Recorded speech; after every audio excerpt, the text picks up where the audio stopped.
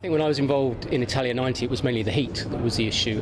Here in Manaus, it will be heat and humidity, and it's the combination of the two that is the real challenging factor for the England team. The moisture in the air, the humidity prevents the sweat from evaporating properly, so sweat drips from the body rather than evaporates and loses heat.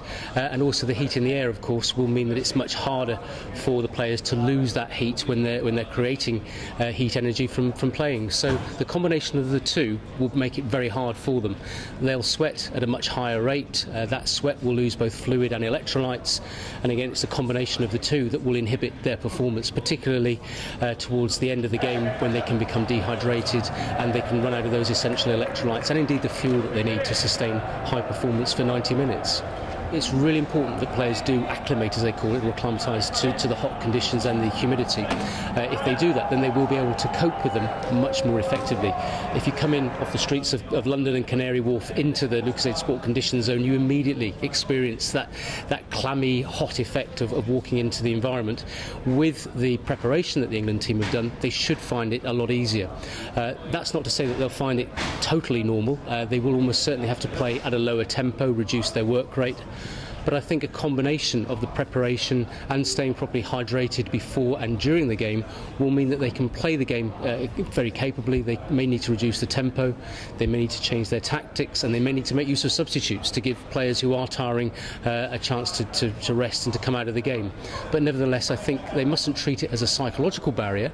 I think England know that they've got their preparation correct, they know that they've got the hydration strategy correct, and if you can combine the two, then they should be able to go out there and maintain a good high level of performance for 90 minutes against Italy and hopefully get a successful result. I think it's really important that the coaching staff and the players adopt the right tactics, and that means not going out too quickly, not trying to replicate Premiership football in the first 15 to 20 minutes, because if they do that, undoubtedly they will tire quite significantly towards the end of the game. I think they need to make the ball cover the distance, not the players, maintain a sensible tempo, keep possession, not chase the ball if they don't have possession, and pace themselves so that if they do need to chase for a goal towards the end of the match, they have the fluid, the energy, they haven't become dehydrated to do that and to up the tempo at the end of the game rather than start out at too high a tempo right from the beginning. I think we know that if you're fitter, you can cope with those conditions more effectively. On the other hand, we need to make sure that the players have the tactics and the experience to pace themselves sensibly from the start. So yes, younger players will be important for us, and I think they will cope with the conditions very well. But at the same time, I think it does need some experienced level heads in there to make sure that the tempo is sensible right from the kick-off so that we can sustain our performance right to the very end.